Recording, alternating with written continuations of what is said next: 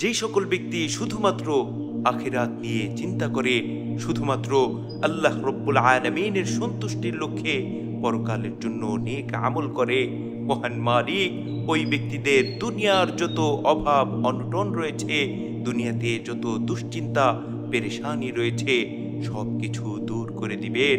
শুধু তাই নয়, ওই ব্যক্তির যাবতীয় বিচ্ছিন্ন কাজগুলো আল্লাহ রব্বুল আলামিন একত্রিত করে সুসংযত করে দিবেন।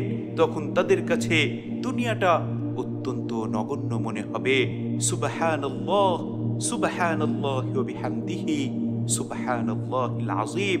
আর যে ব্যক্তির একমাত্র চিন্তার বিষয় হবে দুনিয়া, যে ব্যক্তি সর্বদা দুনিয়া নিয়ে ব্যতিব্যস্ত থাকবে, আল্লাহ রব্বুল আলামিন ওই ব্যক্তির চোখের সামনে সর্বদা অভাব অনটন লাগিয়ে রাখবেন।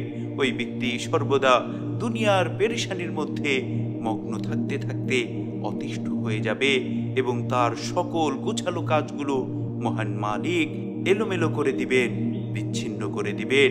তখন তার জন্য যা নির্দিষ্ট রয়েছে দুনিয়াতে এসে এর চাইতে বেশি পাবে না।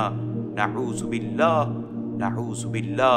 এ সম্পর্কে জামিয়া তিরমিজির 2465 নম্বর হাদিস। আল্লাহ রসুলের অত্যন্ত প্রিয় সাহাবী হযরত আনাস ইবনে মালিক রাদিয়াল্লাহু আনহু বলেন, রাসূল আকরাম সাল্লাল্লাহু আলাইহি ওয়াসাল্লাম ইরশাদ করেছেন, মান কানাতিল আখিরাতু হাম্মাহু জাআলাল্লাহু গিনাহু ফি কলবিহি। যে ব্যক্তির একমাত্র চিন্তার বিষয় হবে আখিরাত, যে ব্যক্তি সর্বদা পরকাল নিয়ে ফিকির করবে, আল্লাহ রব্বুল আলামিন তার সকল প্রকার অভাব অনটন দুশ্চিন্তা পেরেশানি দূর করে দিবেন। শুধু তাই নয়, ওয়াজামা লাহু শামলাহু ওয়া আতাতহু দুনিয়া ওয়া হিয়া রাগিমাতুন। এবং তার যাবতীয় বিচ্ছিন্ন কাজ একত্রিত করে মহান মালিক সুসংযত করে দিবেন। তখন তার নিকট দুনিয়াটা অত্যন্ত নগণ্য মনে হবে।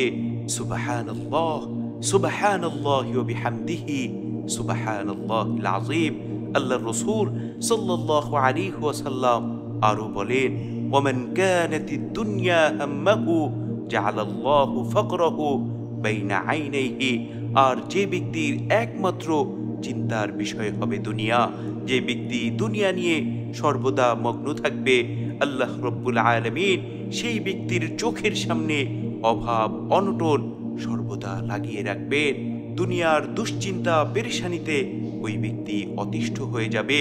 শুধু তাই নয়, ওয়াফাররাকা আলাইহি শামলাহু ওয়া লাম ইয়াতিহি মিনাদ দুনিয়া ইল্লা মা কুদ্দিরা লাহু। এবং তার যাবতীয় কাজগুলোকে আল্লাহ রব্বুল আলামিন বিচ্ছিন্ন করে দিবেন, এলোমেলো করে দিবেন।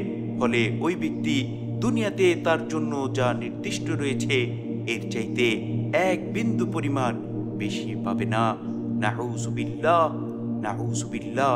এজন্য আমাদের প্রত্যেকের উচিত হচ্ছে, আমরা যদি দুনিয়া এবং আখিরাতে সফল হতে চাই, তাহলে আমাদের সর্বদা আখিরাত নিয়ে চিন্তা করতে হবে। আল্লাহ রব্বুল আলামিনের সন্তুষ্টির লক্ষ্যে পরকালের জন্য নেক আমল বেশি বেশি করতে হবে।